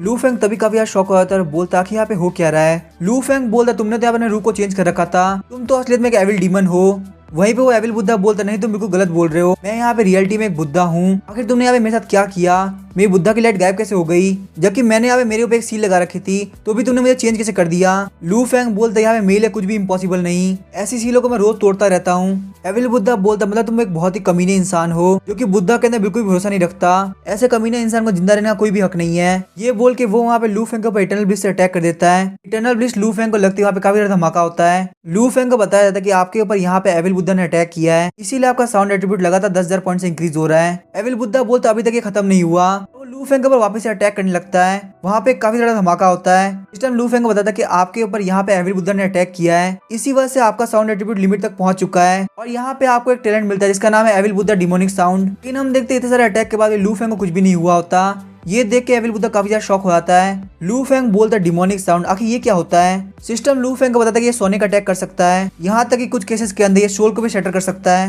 इसके अंदर लोगों के माइंड को सेंस करने की एबिलिटी है। ये जो अटैक है वो लोगों के दिल को छूता है। लू फेंग बोला तुम इंपीरियल कैपिटल के 6th फ्लोर के मॉन्स्टर हो, तो तुमसे मैं इतना तो एक्सपेक्ट करता ही था। चलो अब देखते तुम्हारे पास और क्या क्या है, अगर तुम मेरे यहाँ पे काफी ज्यादा काम आए तो मैं तुमको यहाँ से जाने दूंगा। फिर हम देखते हैं लू फेंग वहाँ पे eye of the sky fox use करने लगता है। देख के वो एविल बुद्धा काफी ज्यादा शॉक हो जाता है। वो लू फेंग के ऊपर काफी बड़े पंच से अटैक करता है। लू फेंग उस पंच को देख के काफी ज्यादा शॉक हो जाता है। लू फेंग के पंच से हिट होते लू फेंग के पास में नोटिफिकेशन आती है, उसे बताया था कि आपके ऊपर एविल बुद्धा ने अटैक किया है और यहाँ पे आपके कल्टीवेशन को 10,000 पॉइंट से इंक्रीज किया जा रहा है। लू फेंग के पास में वापस से नोटिफिकेशन आती है कि आपका कल्टीवेशन लेवल लगातार 10,000 पॉइंट से इंक्रीज हो रहा है। और फाइनली लू फेंग के पास एक और नोटिफिकेशन आती है जिसमें उसे बताया था कि आप अपने इनर एनर्जी रिलम के पीक पे पहुंच चुके हो। लू फेंग स्माइल करते हुए बोलता है इस पावर को फील करने में मुझे काफी ज्यादा मजा आ रहा है। ये देख के एविल बुद्धा बोलता आखिर ऐसा कैसे हो सकता है, मेरे पंच मारने के बावजूद तुम कैसे बच गए। एविल बुद्धा बोलता चलो कोई बात नहीं, मैं मानता तुम काफी ज्यादा स्ट्रांग हो और तुम्हारे पास भी कुछ सीक्रेट्स है, लेकिन तुम एक ऐसे बंदे हो जिसको डेविल ने बहुत ही बुरी तरह से पजेस कर रखा है और इसका यहाँ पे कोई भी इलाज नहीं। आज ये पुअर मॉन्क तुम्हें पूरी तरह से खत्म करके रहेगा। उसके बाद वो लू फेंग के ऊपर काफी ज्यादा अटैक करता है। तभी लू फेंग उस अटैक की तरफ आगे बढ़ने लगता है और सोच रहा होता है आज मैं इस एविल बुद्धा की ऐसी हालत करूंगा कि यहाँ के सारे डीमंस देख के काफी ज्यादा शॉक रह जाएंगे कि सच में एक डीमन स्लेयर इतना ज्यादा पावरफुल कैसे हो सकता है। लू फेंग के वो अटैक लगते हैं, वहाँ पे काफी ज्यादा धमाका होता है। तभी उसके बाद नोटिफिकेशन आती है, उसको बताया जाता है कि आपके ऊपर यहाँ पे एविल बुद्धा ने अटैक किया है, इसी वजह से आपका कल्टीवेशन लेवल लगातार 20,000 पॉइंट से इंक्रीज हो रहा है। जैसे ही वो अटैक हटता है लू फेंग के पास में एक और नोटिफिकेशन आती है कि आपका कल्टीवेशन लेवल लगातार 20,000 पॉइंट से इंक्रीज हो रहा है। लू फेंग सोचता कि यहाँ पे हो क्या रहा है, मुझे इतना गर्म फील क्यों हो रहा है। लू फेंग को सिस्टम बताता कि आपकी इंटरनल फोर्स लिमिट पे आ चुकी है और इसीलिए आपकी इंटरनल फोर्स को वापस से रीऑर्गेनाइज किया जा रहा है। सिस्टम आपको कॉन्ग्रेचुलेट करता है, आपकी inner strength true energy realm के फर्स्ट लेवल पे पहुंच चुकी है। हम देखते हैं एविल बुद्धा लगातार लू फेंग के ऊपर अभी भी अटैक कर रहा होता है। लू फेंग बोलता है झूठ बोलना बंद करो, तुम एक बहुत ही बुरे इंसान हो और कुछ भी नहीं। ये बोल के लू फेंग उसको काफी ज्यादा पंच मारना स्टार्ट कर देता है। एविल बुद्धा अपना पाम टकरा रहा होता है, वहीं पे लू फेंग अपना पंच मार रहा होता है। एविल बुद्धा बोलता है बच्चे तुम बहुत ज्यादा पोजेस्ड हो, यहाँ तक कि तुम मेरे जैसे महान इंसान को बुद्धा मानने से मना कर रहे हो। लू फेंग बोलता तुम बहुत ही कचरा और बेकार इंसान हो, तुम्हारे जैसा इंसान कभी बुद्धा नहीं हो सकता। तभी हम देखते हैं एविल बुद्धा लू फेंग के ऊपर 10,000 बुद्धा पाम से अटैक करता है। लू फेंग को जैसे ही वो अटैक लगता है लू फेंग के पास में नोटिफिकेशन आती है। लू फेंग को बताया जाता है कि आपके ऊपर एविल बुद्धा ने अटैक किया है और आपका कल्टीवेशन लगातार 30,000 पॉइंट से इंक्रीज हो रहा है। आप अपने इंटरनल स्ट्रेंथ को ब्रेक थ्रू करके ट्रू एनर्जी रियलम के सेकंड लेवल पे पहुंच चुके हो। एविल बुद्धा जब देखता है कि लू फेंग को कुछ भी नहीं हुआ तो काफी ज्यादा शॉक हो जाता है। लू फेंग बोलता अब शॉक होने की कोई बात नहीं, तुम्हें यहाँ पे मेरी पावर का अंदाजा लगते हुए काफी टाइम हो गया, अब तुम यहाँ पे कुछ भी नहीं कर सकते। भले ही तुम बहुत ज्यादा बड़े हो पर इसका मतलब ये बिल्कुल नहीं कि तुम मेरे से ज्यादा स्ट्रांग हो। ये बोलते हुए लू फेंग को काफी ज्यादा पंच मारता है और उसके एक पंच के साथ ही वो वहाँ पे नॉक हो जाता है। लेकिन लू फेंग देखता है कि अभी वो होश में है। लू फेंग सोचता है कि यहाँ पे हो क्या रहा है, क्या ये एविल बुद्धा भी बिल्कुल क्रो डीमन की तरह है, कहीं ऐसा तो नहीं कि इसके भी मल्टीपल फॉर्म्स हो। एविल बुद्धा बोलता है मैंने कभी भी इमेजिन नहीं किया था कि इस दुनिया के अंदर ऐसा डीमन भी होगा जो कि इतना छोटा होने के बावजूद भी बुद्धा पे भारी पड़ेगा। लू फेंग एविल बुद्धा काफी ज्यादा किक मारता है और बोलता है मुझे काफी ज्यादा गुस्सा आ रहा है, यहाँ पे डीमन कैचिंग प्रिजन के अंदर तुम हो, डीमन तुम हो, एविल तुम हो और तुम बार बार मुझे डीमन बोल रहे हो। और अब क्योंकि तुम यहाँ पे एक बार हार चुके हो तो तुम्हें रेजिस्ट करना छोड़ देना चाहिए। ये बोल के लू फेंग उसके पीछे चला जाता है और बोलता है कि तुम यहाँ पे रेजिस्ट क्यों कर रहे हो, मैंने तुमसे बोला था कि कुछ भी नहीं करना, अब तुम यहाँ पे हार चुके हो। लू फेंग के पास में नोटिफिकेशन आती है कि आप यहाँ पे ट्रू एनर्जी रियलम के थर्ड लेवल पे पहुंच चुके हैं और हम देखते हैं वो एविल बुद्धा वहाँ पे गिर गया होता है। लू फेंग सोचता है इंपीरियल कैपिटल का डीमन कैचिंग प्रिजन ये तो काफी ज्यादा बढ़िया जगह है, आज यहाँ पे आने से मेरा काफी ज्यादा फायदा हो गया, अगर ऐसी जगह में मैं लगातार आता रहा तो मैं बहुत जल्दी ग्रैंड मास्टर बन जाऊंगा। लू फेंग बोलता है अब बताओ क्या तुम प्रिंस लू के सामने हार मानते हो। एविल बुद्धा बोलता है क्या तुम्हें शर्म नहीं है, मैं एक मॉन्क हूँ और मॉन्क कभी भी डेविल के सामने नहीं झुकता। लू फेंग को काफी बड़ा पंच मारता है और बोलता है तुम बार बार ये क्यों बोलो कि तुम बुद्धा के मॉन्क हो जबकि तुम्हारे अंदर बहुत सारी एविल स्पिरिट है। एविल बुद्धा बोलता है पावर का अच्छाई और बुराई से कोई लेन देन नहीं है, ये सिर्फ एक ह्यूमन के हार्ट पे डिपेंड करता है कि आखिर वो इंसान कैसा होगा। भले ही मैं एक ऐसा मॉन्क हूं जिसके अंदर बहुत सारी एविल स्पिरिट है, लेकिन यहाँ पे मेरा जो दिल है वो बुद्धा की टीचिंग्स को मानता है। तो भले ही तुम एक ह्यूमन हो लेकिन तुम्हारे अंदर डिमोनिक हार्ट है, असली बुद्धा की पहचान उसके दिल से होती है ना कि अपीयरेंस से, तुम्हारा दिल तो डीमन का है। इस बात से लू फेंग और ज्यादा गुस्सा होता है, उसको किक मारना स्टार्ट कर देता है और बोलता है कि तुम क्या फालतू बात कर रहे हो, अगर तुम यहाँ पे सरेंडर नहीं करते तो मैं कल वापस आऊंगा, तुम्हें वापस से मारूंगा और तब तक मारूंगा जब तक तुम सरेंडर नहीं करते। लू फेंग काफी देर मारने के बाद बोलता है काफी अजीब बात है, ये कमीना यहाँ पे सरेंडर करने को तैयार ही नहीं, आखिर यहाँ पे इतनी देर लड़ाई करने का क्या फायदा। लेकिन इससे पहले लू फेंग वहां जाता, एविल बुद्धा बोलता है 1 मिनट रुको। लू फेंग बोलता है कि तुम्हें अब क्या है। एविल बुद्धा बोलता है एंशिएंट टाइम के अंदर बुद्धा ने अपने शरीर के टुकड़े को काट के ईगल्स को खिला दिया था ताकि उनका पेट भर सके, और अब मैं तुम्हें यहाँ पे फॉलो करने के लिए तैयार हूँ ताकि तुम बुद्धिस्ट प्रिंसिपल को फॉलो कर सको और एक अच्छे इंसान बनो। मैं अपनी गाइडेंस की हेल्प से आके हेल्प करूंगा ताकि आप बुद्धा के प्रिंसिपल पे चल सके। लू फेंग बोलता मैंने तुम्हें पहले ही अपॉर्चुनिटी दी थी लेकिन उस वक्त तुमने मना कर दिया और अब तुम यहाँ पे इस अपॉर्चुनिटी को अफोर्ड नहीं करते, लेकिन अगर तुम अभी सरेंडर करना चाहते हो तो तुम्हें कम से कम 1 महीने रुकना पड़ेगा, उसके बाद मैं देखूंगा। फिर हम देखते लू फेंग वहां से निकल जाता है और डीमन कैचिंग प्रिजन के 5th लेयर पे आ गया होता है। लू फेंग बोलता है जहां तक मुझे पता है यहाँ पे पूरे 5 मॉन्स्टर्स को रखा गया है। फिर वो फटाफट से एक गेट के आगे जाके उसके ताले को तोड़ देता है और बोलता है सबसे पहले तुमसे स्टार्ट करते हैं। गेट खोलते लू फेंग के सामने एक टाइगर डीमन होता है। लू फेंग बोलता तुम ग्रैंड मास्टर रियलम के अर्ली स्टेज पे क्यों हो, मुझे लगा था तुम 5th फ्लोर पे हो तो कम से कम अच्छे खासे पावरफुल हो गए। वहीं पे टाइगर डीमन बोलता कि यहाँ पे डीमन स्लेयर अंदर कैसे आया, क्या यहाँ पे तुम्हारे बॉस ने तुम्हें सिखाया नहीं कि किसी भी सेल के अंदर ऐसे नहीं जाते क्योंकि वहाँ पे तुम्हारे डीमन अंकल तुम्हें खा सकते हैं। लेकिन जैसे ही लू फेंग अपना पंच बनाने लगता है वो देख के वो काफी ज्यादा शॉक हो जाता है। वो बोलता है तुम्हें देख के ऐसा क्यों लग रहा है कि तुम भी ग्रैंड मास्टर रियलम पे हो। इससे पहले वो अपनी बात कंप्लीट कर पाता लू फेंग उसको काफी ज्यादा पंच मारता है। सिर्फ एक ही पंच के अंदर टाइगर डीमन की हालत काफी ज्यादा खराब हो गई होती है। लू फेंग बोलता तुम्हें इतना सब कुछ नहीं बोलना चाहिए था, मेरा पंच काफी ज्यादा भारी पड़ता है। फिर हम देखते हैं लू फेंग एक एक करके सारे गेट को खोलने लगता है। वहाँ पे सारे डीमंस बोल रहे थे सर प्लीज फाइट मत कीजिए, यहाँ पे लड़ाई करना अच्छी बात नहीं होती, हम आपके सामने सरेंडर करते हैं, हमें मत मारिए। लू फेंग के पास में नोटिफिकेशन आती है, उसे बताया जाता है कि आपने ट्रू एनर्जी रियलम के 5th लेवल पे पहुंच चुके हैं। उसके बाद हम देखते हैं वहाँ पे जो फ्रॉग मॉन्स्टर होता है वो लू फेंग को बोलता है कि आज से आप मेरे मास्टर हैं, मैं यहाँ पे आपके सामने सरेंडर करता हूँ। लू फेंग को बताया था कि आपके पास यहाँ पे एक नया टैलेंट आता है जिसका नाम है रिटेलिएशन। लू फेंग बोलता है मुझे यहाँ पे फाइट करके काफी ज्यादा मजा आ रहा है, ग्रेट फ्लेम डायनेस्टी के डीमंस काफी ज्यादा बढ़िया है। फिर वो एक और सेल से बाहर निकलता है और बोलता है भले ये जगह इतनी पॉपुलर ना हो लेकिन मेरे लिए काफी ज्यादा बढ़िया है। लू फेंग के पास में एक टैलेंट आता है उसका नाम होता है रिफ्लेक्टिव डैमेज। इस टैलेंट के हिसाब से जो भी बंदा अटैक करेगा उसको उस अटैक का 10% झेलना पड़ेगा। ये ग्रोथ टाइप का टैलेंट है जो कि टाइम के साथ साथ बढ़ता रहेगा। जितना ज्यादा पावरफुल डीमन होगा उतना ही ज्यादा आपका फायदा होगा। लू फेंग वहां जाते हुए बोलता है मुझे यहाँ पे और ज्यादा डीमंस की जरूरत है, जितने ज्यादा डीमंस होंगे उतना मैं पावरफुल होऊंगा। फिर हमें नेक्स्ट मॉर्निंग का सीन दिखाता है। लू फेंग ने पहले से बाहर निकलता है और बोलता है कल हमने 6th और 5th फ्लोर को खत्म किया था तो आज हम लोग यहाँ पे 4th फ्लोर पे जाने वाले हैं। वहाँ पे एक बंदा बार बार प्रिंस लू चिल्लाते हुए आ रहा होता है। लू फेंग बोलता है मैंने तुम्हें पहले ही बोला था कि इतना पैनिक करने की जरूरत नहीं है, बाकी देखेंगे तो क्या सोचेंगे। फटाफट से बोला कि क्या बात है, तुम यहाँ पे इतने जल्दी में क्यों आए हो। वो बंदा बोलता है हमारे पैलेस के बाहर बहुत सारे लोग आए जो कि बोल रहे हैं कि वो लोग लू फैमिली से बिलोंग करते हैं। उनका कहना है कि वो आज से फिनिस्टी काउंटी के अंदर मिले भी थे, वो यहाँ से जाने को तैयार ही और बोल रहे हैं कैसे भी करके प्रिंस लू को बुला के लाओ। अभी लू फैंग उसको कॉलर पकड़ लेता है और बोलता है उनको कहो कि प्रिंस लू काफी ज्यादा बिजी अपने ऑफिशियल ड्यूटी के अंदर, इसीलिए वो यहाँ पे उनसे बिल्कुल भी नहीं मिल सकते, तो वो लोग फटाफट से यहाँ से निकल जाए। उसके बाद लू फैंग वहाँ पे उस बंदे को धक्का देता सोच रहा होता है कि तुम कमीने लू फैमिली कहीं के, तुम लोग को लगा कि मैं तुम्हारे क्लैन में शामिल होने के लायक नहीं हूँ, तब तुमने वहाँ पे मेरे को क्लैन के अंदर शामिल नहीं किया, और अब जबकि तुम लोग को यहाँ पता चल चुका है कि मैं असलियत में प्रिंस बन चुका हूँ, तो तुम लोग यहाँ पे मेरी पोजीशन का फायदा उठाना चाहते हो। मैं तुम लोग को यहाँ पे ऐसा कुछ भी नहीं करने दूंगा। वो बंदा बोलता है प्रिंस लू, मैं भी जाकर उनको मना कर देता हूँ। लू फैंग बोलता है 1 मिनट रुको। वो बंदा बोलता है प्रिंस लू आखिर आपको और क्या बोलना है। लू फैंग बोलता है तुम जाकर उनको ये बोलो कि प्रिंस लू तो तुमसे मिलना नहीं चाहते, लेकिन वो तुमसे सिर्फ एक ही शर्त पे मिल सकते हैं, जब तुम ड्रैगन गॉड स्किल की कंप्लीट कॉपी उनको भेज दोगे। वो बंदा बोलता है ठीक है प्रिंस लू, मैं उनको बोल दूंगा। लू फेंग सोचता था मैं ये बात कैसे भूल सकता हूँ, मेरे पास जो ड्रैगन गॉड स्किल है वो सिर्फ एक फ्रेगमेंट है और मैं उसको सिर्फ फियर्स एनर्जी रीलम तक ही मास्टर कर सकता हूँ। तो मुझे कैसे भी करके लू फैमिली के अंदर से ड्रैगन गॉड स्किल को लाना होगा ताकि मैं उसको फुल्ली मास्टर कर सकूं। फिर हमें वापस से एमपीएल कैपिटल का डीमन कैचिंग प्रिजन का सीन दिखाया जाता है। लगातार वहां पे लू फैंग को सिस्टम के अलर्ट्स आ रहे होते हैं। सिस्टम बताता है कि आपको यहाँ पे मेथड ऑफ फ्लैश और फ्लैश ट्रांसफॉर्मेशन मिलता है। साथ ही में आपको एक और टैलेंट मिलता है जिसका नाम है फैंटम डिमोनिक आइज और आपको यहाँ पे मास्टरी ऑफ 5 एलिमेंट भी मिलता है। जो फ्लैश एंड ब्लड ट्रांसफॉर्मेशन है ये डीमन कैचिंग ब्यूरो के ग्रैंड मास्टर लीन की टेक्निक है। इस टेक्निक के अंदर आप फ्लैश और ब्लड को कंट्रोल करते हुए एक नए शेप के अंदर ट्रांसफॉर्म कर सकते हो, ताकि कि जो बंदे ग्रैंड मास्टर रीलम पे है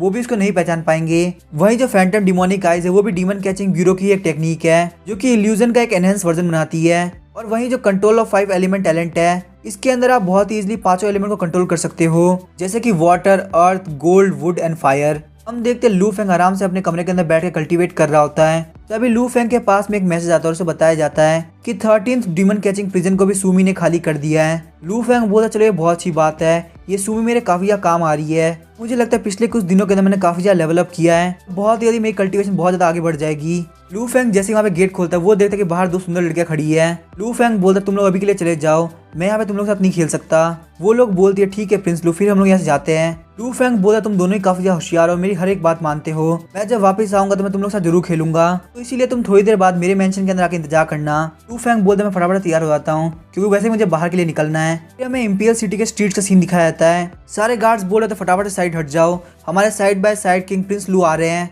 वहाँ पे आसपास के लोग बात कर रहे थे आखिर यहाँ पे हो क्या रहा है। ये जो 6 घोड़ों वाली सेडान है वो तो एम्परर की है, क्या इसका मतलब ये है कि एम्परर यहाँ पे स्ट्रीट से निकल रहे हैं। वो दूसरा बंदा बोलता नहीं नहीं तुम बिल्कुल गलत हो, सेडान के अंदर एम्परर नहीं बैठे हुए। पहला वाला बंदा बोलता क्या इसका मतलब ये है कि इस सेडान के अंदर कोई और बैठा है, कहीं वो side by side king Prince लू तो नहीं, वो जो कि गॉड का लेजेंडरी डिसाइपल है, मॉर्टल पिल का सक्सेसर है और ड्रैगन चेयर पे एम्परर के साथ बैठता है हमारे लेजेंडरी प्रिंस लू फेंग। और जैसे ही उन लोगों को साइड से लू फेंग की शक्ल देखने को मिलती है वो लोग बोलते हैं सच में वही है हमारे प्रिंस लू फेंग। मुझे सच में कभी नहीं लगा था कि हम लोग रियलिटी के अंदर गॉड को देख पाएंगे। तो वहाँ पे गॉड का लेजेंडरी डिसाइपल जो कि बहुत ज्यादा पावरफुल है वो हमारा प्रिंस बनेगा।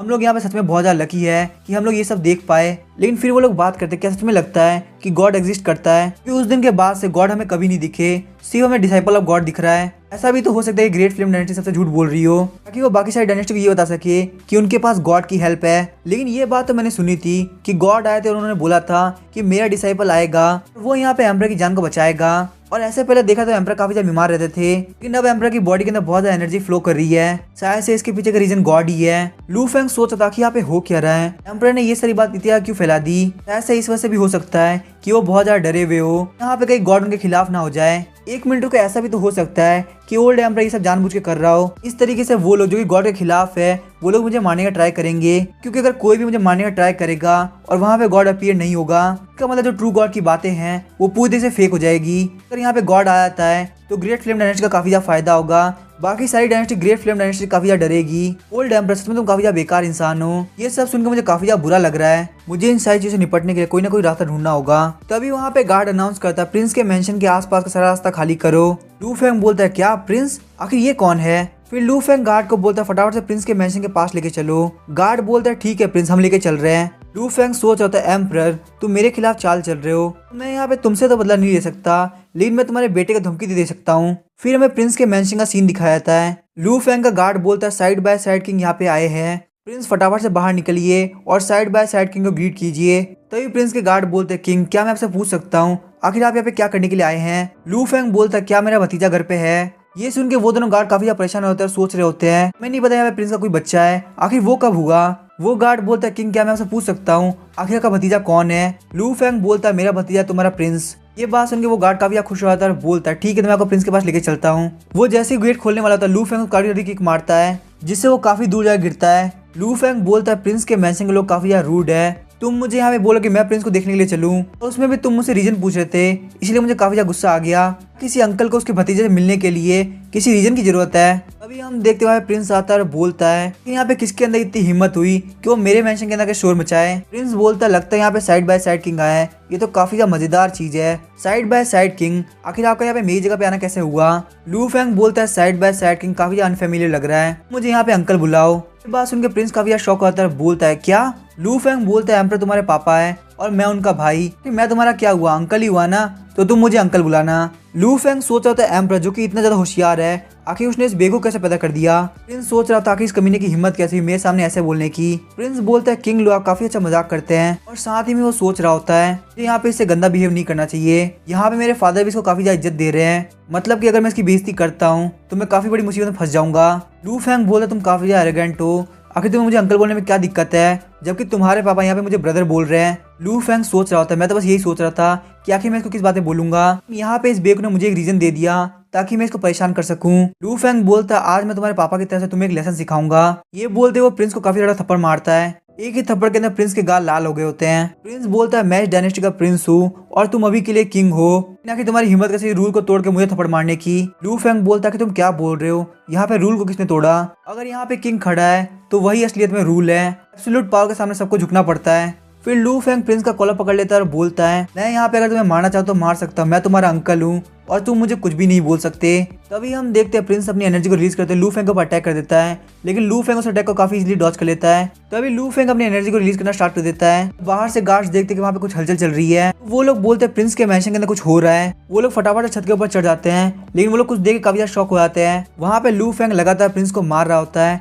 और प्रिंस बोला था अंकल प्लीज मुझे माफ कर दीजिए, मैं यहाँ पे गलत था, प्लीज मेरे ऊपर मर्सी दिखाइए अंकल, मैं आपका छोटा सा भतीजा हूँ, आप मेरे साथ ऐसा नहीं कर सकते। लू फेंग बोलता है हाँ मुझे ऐसे अंकल बोलते रहो। लू फेंग बोलता है तो बताओ अब तुम्हें क्या लगता है, क्या रूल्स के कोई मायने हैं या फिर असलियत में किंग का कहा हुआ ही रूल होता है। प्रिंस बोलता है अगर तुम मेरे साथ यहाँ पे ऐसे बिहेव करोगे, क्या तुम यहाँ पे बिल्कुल भी डर नहीं है कि मैं कल कोर्ट में जाकर तुम्हारे साथ क्या करूंगा। लू फेंग बोलता है प्रिंस क्या आप भूल गए जो आपने यहाँ पे सब कुछ मेरे साथ किया है। प्रिंस बोलते हैं आखिर आप क्या बात कर रहे हैं। लू फेंग बोलता है मेरे कैपिटल में एंटर करने से पहले मैंने बहुत सारे डीमंस को देखा था, उन सारे डीमन ने हमारे ऊपर अटैक किया था और वो सारे डीमंस 10,000 डीमन किंगडम से थे। सारे लोगों ने बोला कि प्रिंस ने हमें ऑर्डर दिया है कि हम लोग लू फेंग को मार दे। प्रिंस बोलता है आखिर तुम्हारे पास यहाँ पे क्या एविडेंस है। लू फेंग बोलते मैंने अपने ब्रदर एम्परर के लिए बहुत ज्यादा मेहनत करी और एलेक्सी को ढूंढ के लेके आया। तुमने अपने सेल्फिश डिजायर के लिए ना सिर्फ मुझे मारने का ट्राई किया, बल्कि तुमने ये भी चाहा कि तुम्हारे पापा जो कि एम्परर है वो भी यहाँ पे मर जाए। तुम इतना कमीने कि मैं तुमसे यहाँ पे सही से बात करने के लिए आया और फिर भी तुम मुझे यहाँ पे इतना घमंड दिखा रहे हो। प्रिंस बोलते किंग लू फेंग आप यहाँ पे झूठ बोल रहे हैं, आपके पास इन सारी चीजों का क्या एविडेंस है। लू फेंग को किक मारते हुए बोलता है अगर मैंने यहाँ पे बोल दिया तो वही प्रूफ है। रही बात प्रूफ की, तो अगर मैं तुमसे यहाँ पे बोलूँ जो 10,000 डीमन किंगडम के सारे डीमंस थे वो तुम्हारे किंग के सामने सरेंडर कर दिए, तो आखिर तुम्हें यहाँ पे कैसा लगेगा। फिर लू फेंग वहां जाते हुए बोलता है मैं तुम्हें यही एडवाइस देना चाहूंगा कि तुम खुद को काफी ज्यादा शांत रखो, क्योंकि अगर 10,000 डीमन किंगडम के बारे में सारे लोगों को पता चल गया तुम्हारा यहाँ पे प्रिंस बने रहना इम्पॉसिबल हो जाएगा। मुझे नहीं पता एम्परर ने क्या सोच के तुम्हें प्रिंस बनाया, लेकिन मेरे हिसाब से तुमको एम्परर के तौर पर चूज करना ये कंट्री को डिस्ट्रॉय करने के बरोबर ही हुआ।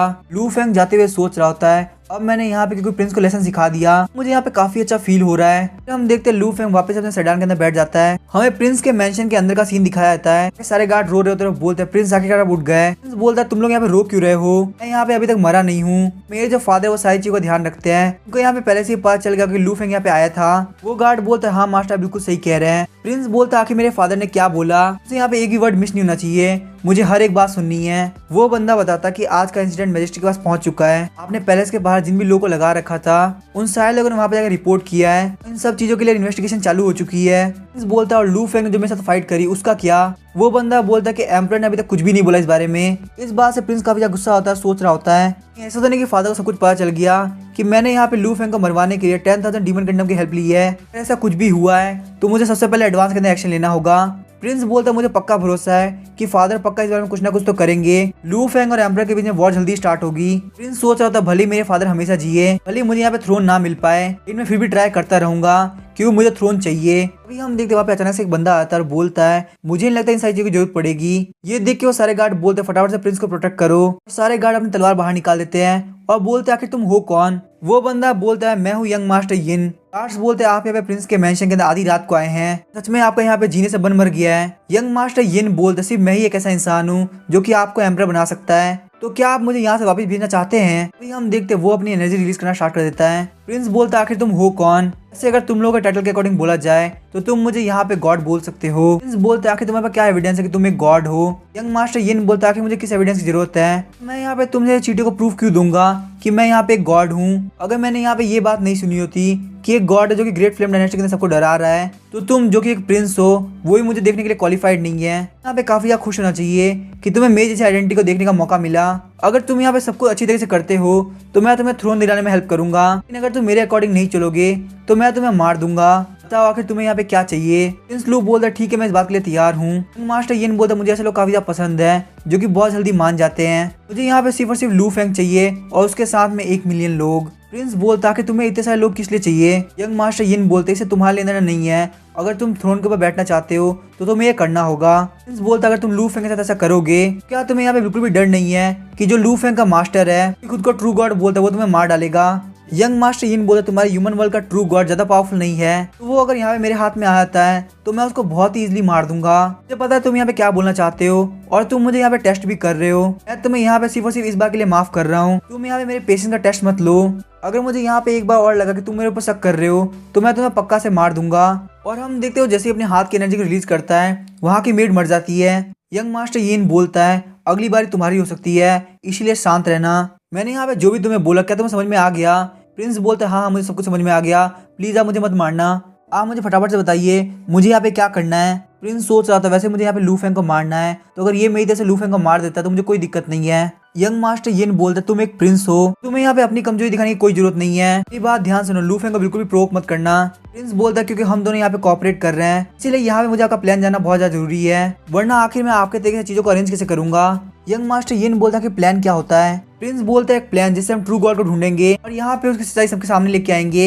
यंग मास्टर यिन बोलता है इसमें कोई दिक्कत वाली बात नहीं, मैं एम्परर को मार दूंगा और तुम उस सिचुएशन का फायदा उठा के खुद को एम्परर डिक्लेयर कर देना और ये बोल देना कि एम्परर के एलेक्सी के अंदर पॉइजन था। उसके बाद लू फेंग ग्रेट फ्लेम डायनेस्टी का प्रिजनर बन जाएगा। उसके बाद तुम बहुत इजीली लू फेंग को मारने के लोग को भेज सकते हो, और वो सब तुम्हारे ऊपर अगर तुम लू फेंग को मारोगे या नहीं। इन सब चीजों के बीच में हम लू फेंग को इतना परेशान कर देंगे कि लू फेंग को कैसे भी करके अपने मास्टर को हेल्प के लिए बुलाना ही होगा। प्रिंस बोलते ये सब इतना आसान भी नहीं होगा, एम्परर यहाँ पे कभी भी अकेले नहीं रहते तो पॉइजन देने की बात ही नहीं खड़ी होती। यंग मास्टर यिन बोलते क्या तुम्हें ये बात नहीं पता, जितना ज्यादा इजी प्लान रहेगा उसको एग्जीक्यूट करना भी उतना आसान होगा। ये तुम्हारी टेरिटरी है तो तुम्हें लोग के बारे में सोचने की कोई जरूरत नहीं, लोग तुम्हारी बात पर भरोसा करेंगे। लेकिन हाँ ये चीज ध्यान रखना कि मेरा टारगेट लू फेंग नहीं है बल्कि उसके पीछे का उसका मास्टर ट्रू गॉड है, तो उसके साथ यहाँ पे ऐसा होना चाहिए कि वो कैसे भी करके गॉड को बुलाए। एक बार उसका मास्टर सामने आ गया फिर सब कुछ मैं संभाल लूंगा। प्रिंस सोच रहा था ये बंदा क्या पागल है, कहीं ये मेरे से मजाक तो नहीं कर रहा। यंग मास्टर यिन बोलता है क्या तुम्हें यहाँ पे मेरे भरोसा नहीं, ठीक है मैं अभी जाके एम्परर को मार के आता हूँ।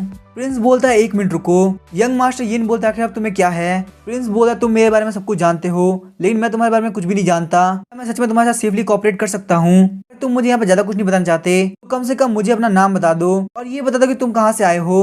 यंग मास्टर यिन बोलता है मैं यहाँ पे 10,000 डीमन किंगडम से आया हूँ। ये बात सुन के प्रिंस का भी शौक होता है, बोलते है क्या 10,000 डीमन किंगडम। यंग मास्टर यिन बोलते 10,000 डीमन किंगडम काफी ज्यादा अलग है प्रिंस, तुमने बहुत बड़ी गलती कर दी 10,000 डीमन किंगडम को इन्वॉल्व करके। प्रिंस बोलता है ये बिल्कुल इम्पॉसिबल है, आखिर ऐसा कैसे हो सकता है, 10,000 डीमन किंगडम कैपिटल के अंदर कैसे आ गया। फिर हम देखते यंग मास्टर यिन बाहर आ गया और बोलता है कि इस बेवकूफ प्रिंस के साथ बहुत सारी चीजें आसान हो जाएगी, यहाँ पे 1 गॉड और 1 मिलियन लोग, सच में मेरे मास्टर काफी ज्यादा खुश हो जाएंगे।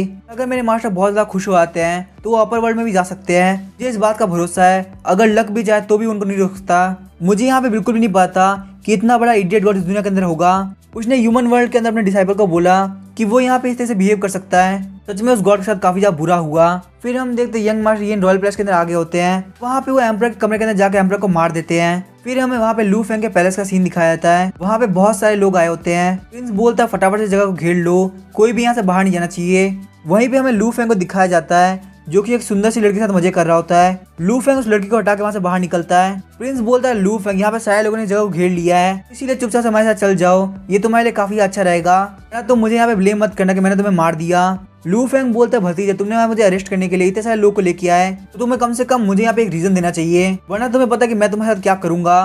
प्रिंस बोलता है लू फेंग तुमने जो इमोर्टल भी मेरे फादर को दी उससे मेरे फादर मर गए, अब तुम मुझसे यहाँ पे पूछ रहे हो कि मैं तुम्हें अरेस्ट करने के लिए क्यों आया हूँ। लू फेंग बोलता है क्या ब्रदर एम्परर मर गए, आखिर ये कब हुआ। प्रिंस लू फेंग के ऊपर स्वॉर्ड रखते हुए बोलता है तुम्हारे एलेक्सी के अंदर एक बहुत ही खतरनाक पॉइजन था जिससे मेरे फादर मरे हैं, मेरे फादर जिन्होंने तुम्हारी पिल ली थी वो कल रात को पॉइजन की वजह से मर गए, तुम्हारी जो इमोर्टल पिल थी वो बिल्कुल यूजलेस थी, जब मैंने वो अपनी मेट को दी तो वो भी मर गई, और इन सब का फिजिकल एविडेंस पड़ा है। लू फेंग अब तुम क्या बोलोगे। लू फेंग बोलता मैं जानता हूँ तुम बहुत बड़े कमीने हो, तुमने यहाँ पे अपने फादर को थ्रोन के लिए मार दिया, लेकिन आखिर तुम सारा ब्लेम मेरे ऊपर कैसे डाल सकते हो। प्रिंस बोलता है सारे ऑफिशियल चाहे वो सिविल हो या मिलिट्री, सभी लोगों ने इस मैटर को टेस्ट किया, उनको ये पता चला कि एम्परर यहाँ पे पिल की वजह से मरे हैं, और साथ ही में वो सोच रहा होता है वैसे भी फादर मर चुके हैं तो आखिर से क्या ही फर्क पड़ता है, कोई भी यहाँ पे मेरी बातों को सच्चा या झूठा साबित करने के लिए नहीं बैठा। प्रिंस बोलता चलो फटाफट सारे लोग आगे बढ़ो और इस कमीने को मार दो, इस डीमन ने मेरे फादर को मारा है। हम देखते हैं वहाँ पे सारे लोग लू फेंग को घेर लेते हैं। प्रिंस हंसते हुए बोलता लू फेंग यहाँ पे बहुत सारे लोग हैं और बाहर भी बहुत सारे लोग हैं। मैंने कम से कम 1 लाख रॉयल गार्ड को लगाया है और कम से कम 20 तो ग्रैंड मास्टर लेवल पे है और 100 से भी ज्यादा मास्टर लेवल पे। क्या तुम यहाँ पे अकेले उन सभी का सामना कर पाओगे? लू फेंग बोलता क्या तुम्हें ये लगता है कि मैं यहाँ पे अकेला हूँ? इस किंग के पास भी यहाँ पे उसकी खुद की आर्मी है। ये बोलते हुए लू फेंग अपनी अदरवर्ल्ड स्पेस को खोल देता है, जिसे देख के प्रिंस काफी ज्यादा शॉक हो जाता है। प्रिंस बोलता है तुम्हें क्या लगता है थोड़े बहुत मॉन्स्टर को समन करने के बाद तुम यहाँ से बच के जा पाओगे? बाहर मैंने वहाँ पे 1 लाख रॉयल गार्ड को रखा है, तुम उनसे बच के नहीं जा सकते। लू फेंग बोलता है हाँ तुमने बिल्कुल सही कहा, इतने कम मॉन्स्टर के साथ मैं यहाँ से नहीं जा सकता, लेकिन मुझे लगता है तुम्हें यहाँ पे थोड़ी देर वेट करना चाहिए, थोड़ी देर के अंदर तुम्हें पता चल जाएगा। प्रिंस बोलता सबको बाहर बोल दो कि फाइट करने के लिए तैयार रहे, कोई भी यहाँ पे एक तगड़ी फाइट हो सकती है। उसके साथ वाले बंदे बोलते ठीक है प्रिंस, हम सबको बोल देते हैं। प्रिंस बोलता है लू फेंग तुम तो आज मरने वाले हो, तुम्हें हमसे कोई भी नहीं बचा सकता। लू फेंग अपनी एनर्जी को रिलीज करते हुए हाथ दूसरी तरफ करता है और बोलता है फटाफट से बाहर की तरफ देखो डीमन कैचिंग प्रिजन के बाहर से क्या हो रहा है। ये सुन के प्रिंस को कुछ भी समझ में नहीं आ रहा होता। प्रिंस बोलते तुम्हारे कहने का मतलब क्या है? लू फेंग बोलते मैंने तुमसे कहा मेरी तरफ मत देखो बल्कि बाहर की तरफ देखो, डीमन कैचिंग प्रिजन के सामने क्या हो रहा है। प्रिंस जैसे ही बाहर की तरफ देखता है वो काफी ज्यादा शॉक हो जाता है क्योंकि सारे लोग वहाँ पे भाग रहे होते हैं और बोल रहे होते हैं कि यहाँ पे इतने सारे मॉन्स्टर समन क्यों हो रहे हैं। हम देखते हैं वहाँ पे डीमन कैचिंग प्रिजन के सारे मॉन्स्टर आ गए होते हैं। बोलते लॉर्ड हम आपकी हेल्प करने के लिए आ गए। लोग बोलते हैं यहाँ पे इविल बुद्धा है जो कि अपने ग्रैंड मास्टर रियलम के 8 लेवल पे है, साथ ही में यहाँ पे घोस्ट किंग है जो कि अपने ग्रैंड मास्टर रियलम के 3rd लेवल पे है और डार्क मास्टर डीमन लॉर्ड भी है जो कि अपने ग्रैंड मास्टर रियलम के 5th लेवल पे है। कि डीमन कैचिंग प्रिजन के इतने सारे डीमंस को इसने समन कैसे कर लिया? कहीं ऐसा तो नहीं कि लोग प्रिंस का साथ देके बहुत बुरी से फंस गए। सोच रहा था कि मुझे बोला गया था कि यहाँ पे ज्यादातर लोग को इकट्ठा करके लू फेंग को फंसाना है कि लू फेंग अपने मास्टर को बुलाने में मजबूर हो जाए, लेकिन मुझे लगता है यहाँ पे लू फेंग के पास और भी रास्ते हैं। अब मैं आखिर यहाँ पे क्या करूँ? अगर यहाँ पे कुछ भी गड़बड़ हुई तो यंग मास्टर ये मुझे छोड़ेंगे नहीं, वो तो पक्का से मुझे मार देंगे। अब मैं यहाँ पे क्या करूँ? मैं तो बहुत ही बुरी से फंस गया, लेकिन मैं यहाँ पे बहुत ही पास पहुंच चुका, इतने पास पहुंच के मैं पीछे नहीं हट सकता। ये थ्रोन अब मैं हासिल करके रहूंगा। मुझे ऐसा क्यों लगा कि मेरे थ्रोन के ऊपर लू फेंग बैठा हुआ है? प्रिंस बोलते लू फेंग मेरे फादर ने तुम्हारे पर भरोसा किया और उन्होंने डीमन कैचिंग प्रिजन तुम्हें और लिन मुबाई को दे दिया। लू फेंग बोलता परेशान होना बंद करो, मैं प्रिंस हो तुम्हें ये बात पता होगी कि जो भी बंदा यहाँ पे जीता वो किंग बनता है और जो हारता वो बैंडिट। तो प्यारे भतीजे मैं तुम्हें यहाँ पे एक चांस देता हूँ, चलो फटाफट से खुद को मार लो। लू फेंग बोलता है बाकी सबको मुझे मारने का बिल्कुल भी मन नहीं है, अगर तुम लोग यहाँ चले जाते हो तो मैं तुमको छोड़ दूंगा। प्रिंस बोलता है ये बंदा एक डीमन है, तुम लोग को यहाँ पे अपनी फैमिली को बचाना है तो तुम लोग को अभी इसको मारना होगा। प्रिंस की बातें सुनकर सारे लोग काफी परेशान होते हैं और ये बिल्कुल भी नहीं समझ पा रहे होते कि आखिर वो लोग यहाँ पे क्या करे। लू फेंग अपनी स्वॉर्ड बाहर निकालता है और बोलता है मैंने तुमसे कहा था तुम लोग अपनी जान बचा के भाग सकते हो, लेकिन लगता है तुम लोगों में से किसी को भी अपनी जान की नहीं पड़ी। तो अब मैं अपने सामने की प्रॉब्लम को सॉल्व करने वाला हूँ, बाद में मुझे ब्लेम मत करना। हम देखते हैं लू फेंग पर बहुत सारे लोग अटैक करने के लिए आगे बढ़ते हैं, लेकिन लू फेंग उनको सिर्फ एक स्ट्राइक के अंदर खत्म कर देता है। लू फेंग की एक स्ट्राइक से वहाँ पे काफी बड़ा धमाका होता है। लू फेंग बोलता है तुम लोग मेरे लिए कुछ भी नहीं हो, तुम्हें मारना मेरे लिए बहुत आसान था। वहीं पे प्रिंस बोलते क्या सिर्फ एक स्लैश के अंदर तुमने इन सारे लोग को मार दिया? लू फेंग बोलता कि तुम्हें क्या लगता है कि गॉड ने मुझे डिसाइबल क्यों चुना? फिर हम देखते हैं लू फेंग वहाँ पे प्रिंस के ऊपर एक स्ट्राइक लगाता है, जिसे देख के प्रिंस काफी शौक आता है और बोलते प्लीज मुझे कोई बचाओ। हम देखते हैं वहाँ पे प्रिंस को बचाने के लिए 2 बंदे आते हैं, लेकिन लू फेंग के स्ट्राइक की वजह से दोनों ही बंदे खत्म हो जाते हैं और वो स्ट्राइक सीधे प्रिंस की तरफ आ रही होती है। प्रिंस बोलते आखिर ये सब क्या हो रहा है, मैं यहाँ पे मरना नहीं चाहता, लेकिन तभी हम देखते हैं वो स्ट्राइक वहीं पे रुक जाती है क्योंकि वहाँ पे यंग मास्टर यिन आ गए होते हैं। यंग मास्टर यिन बोलते तुम्हें बचाना मेरे लिए बिल्कुल वेस्ट रहा। अब इसके आगे क्या होगा हम नेक्स्ट एपिसोड बनाएंगे। वीडियो पसंद आए चैनल को सब्सक्राइब करके वीडियो को लाइक कर देना। Thank you.